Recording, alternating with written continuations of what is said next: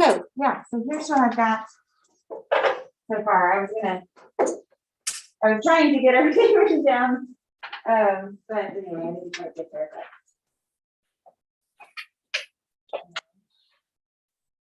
So I made a list of definitions, and then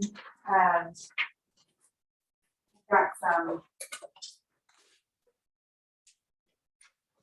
I might just narrow it down for you a little bit.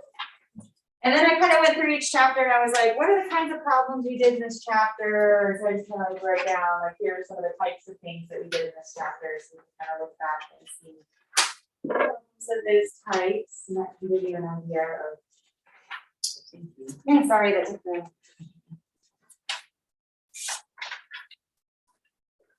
Okay, so yeah, so on definitions, I kind of went in and just took all the lists of definitions from the previous exams and kind of combined them. And then I took out some because I was really wanting to kind of focus in on the content from chapters 1, 2, 3, and 4.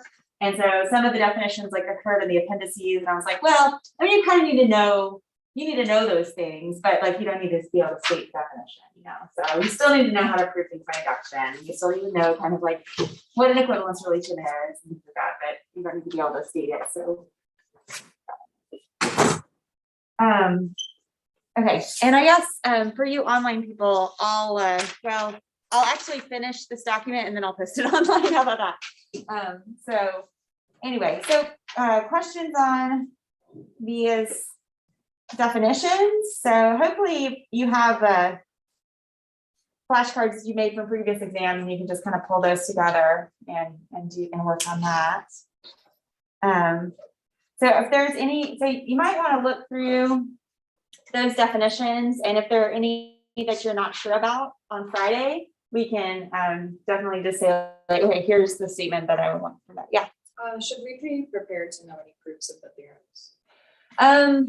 So like like the division algorithm, no.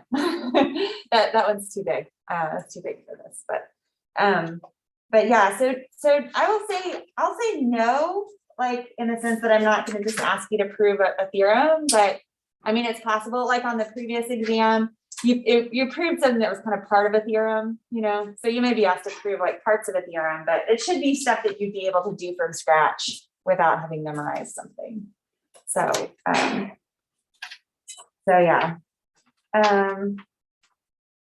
So yeah, I guess just maybe be familiar with the types of arguments that we've been doing, but you don't have to memorize any specific proofs. So in chapter 1, divisibility, there were lots of different proofs that involved the division algorithm. So there were things like, where you had to invoke the division algorithm in a proof. And so there were some like that in our homework and on our exams. You can look for those kinds of things. Proofs involving the GCD. So when we were proving things with GCD, we really just had two things. We had the definition of GCD, and then we had that linear combination thing. So, you kind of use those two things and fiddle with it a little bit until it falls out. So those kinds of proofs. We did the Euclidean algorithm. It's a little bit of a computational thing, but that could be an easy computational point just for knowing the division or the Euclidean algorithm. We did some proofs about primes. So there were some facts about primes, and then there were just a few. I think it was at section 1.4. Y'all looked back on that? Maybe you haven't yet. Yeah, section 1.3 was about primes and unique factorization. And I think the prime stuff actually ended up on exam 2, didn't it? If I'm remembering correctly. So we had prime stuff.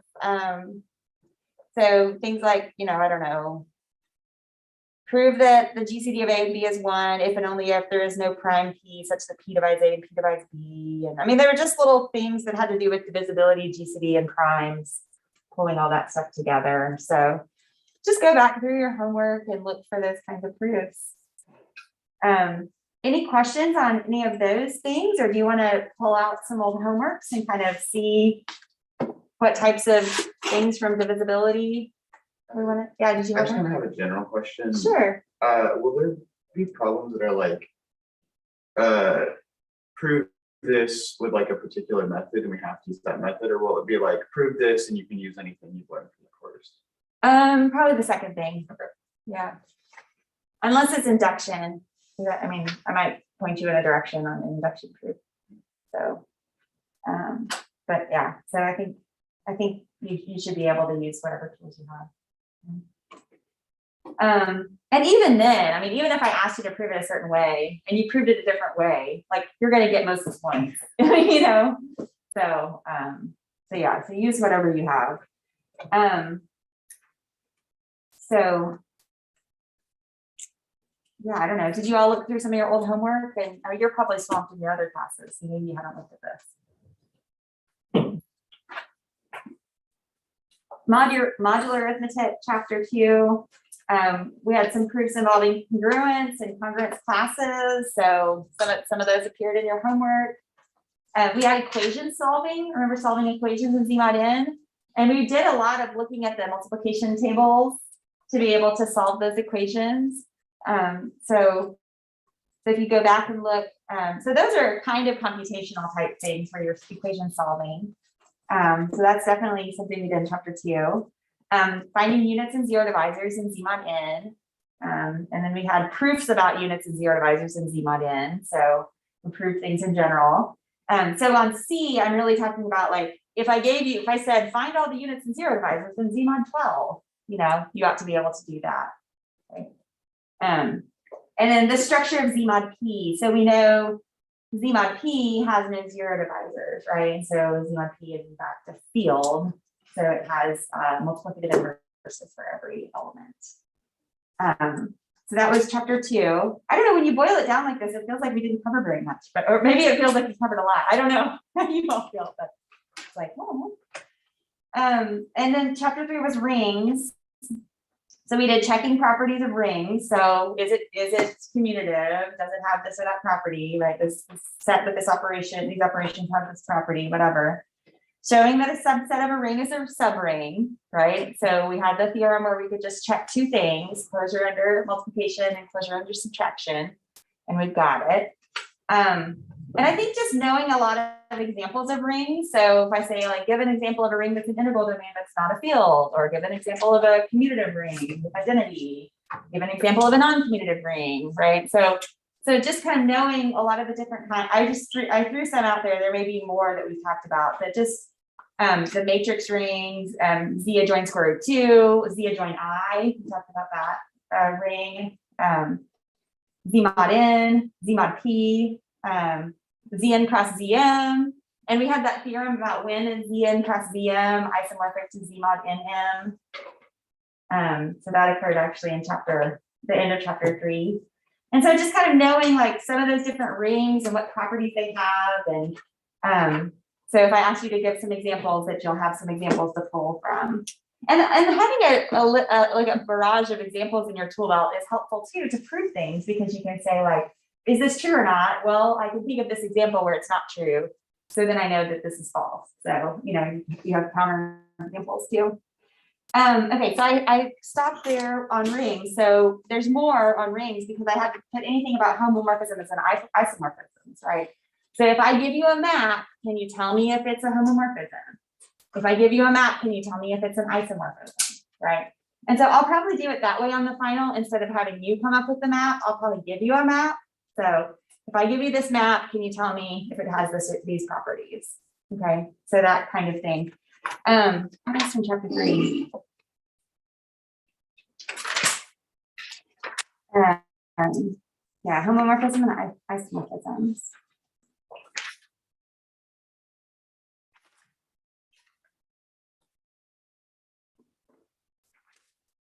Now that's pretty much it for chapter 3.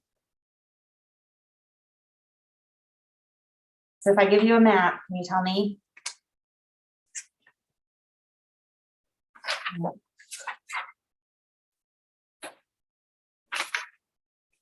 And then chapter 4. So yeah, so that's part D there. So given a map, is it a homomorphism or an isomorphism?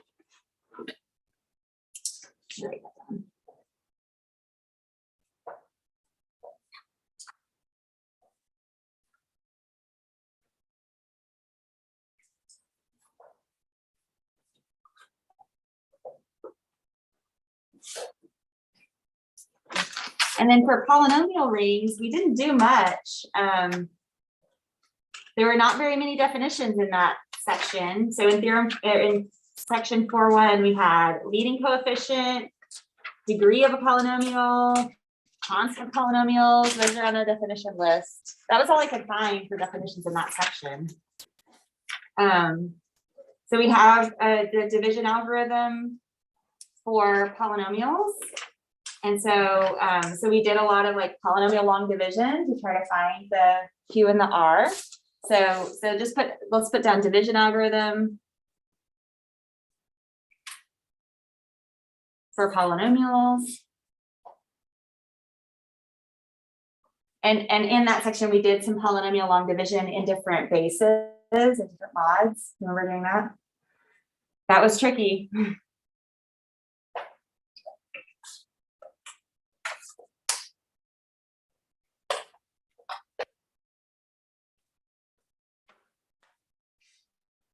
And if you remember when we were doing that, it was helpful to have the multiplication table sitting there, right? So you can kind of see what's happening.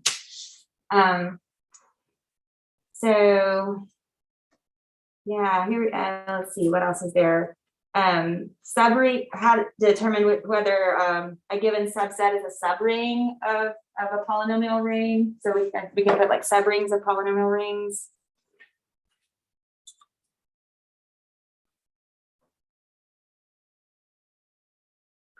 You have some homework due tomorrow, where you're doing some things like,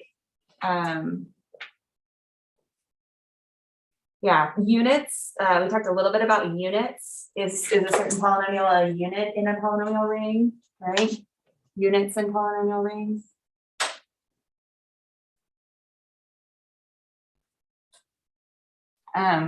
We also had, so there's one here, you have a mapping from polynomial ring to another polynomial ring is a homomorphism, right? So there's some of those kinds of same questions that we asked about rings in general. We get asked about polynomial rings. So yeah, so that's, I mean, that's pretty much the kind of things that could appear on your final. So I'll have a mixture of some proofs, some definitions, some examples. You'll have to come up with some examples. You'll have to do some computations, some computational things. And so, yeah, I try not to make it too long. So,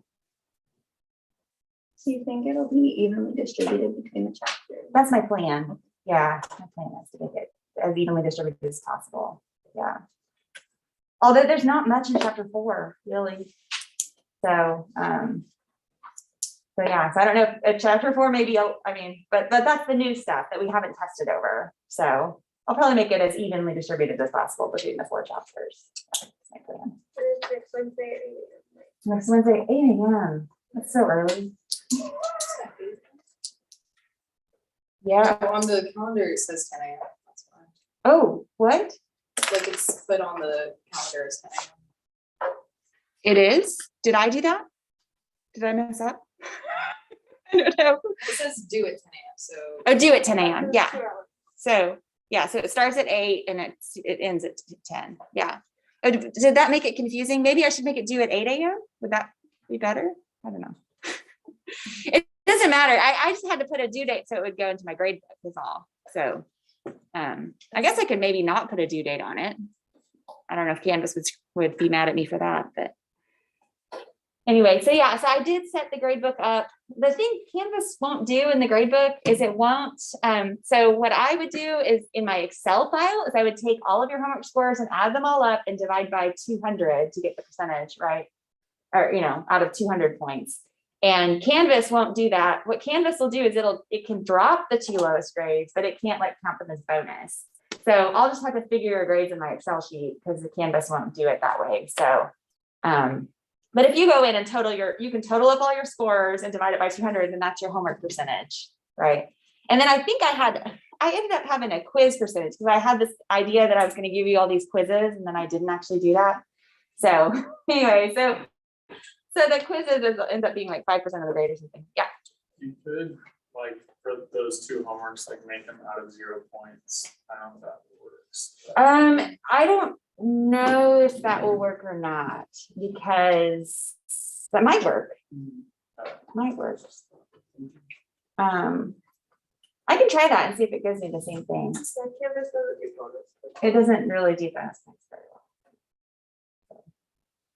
well. Yeah, so it's annoying. I can do so many things in Excel, but I can't do the changes. So anyway, okay. Well, do y'all have any more questions, or you just want me to keep talking? Or like, I don't know. I know it's kind of hard. Like I usually cover new material in Dun Week, but we were ahead of Dr. Ortman's class. So maybe I'll just let y'all go and you can kind of sit with this a little bit, look through your homework stuff, and come with questions on Friday. You know, that's kind of a chance to see me. And I do have office hours tomorrow. Do you have questions on the homework that's due tomorrow night? Have you looked at it? Okay. I'm meeting with you at 3 today. Is that right? Okay.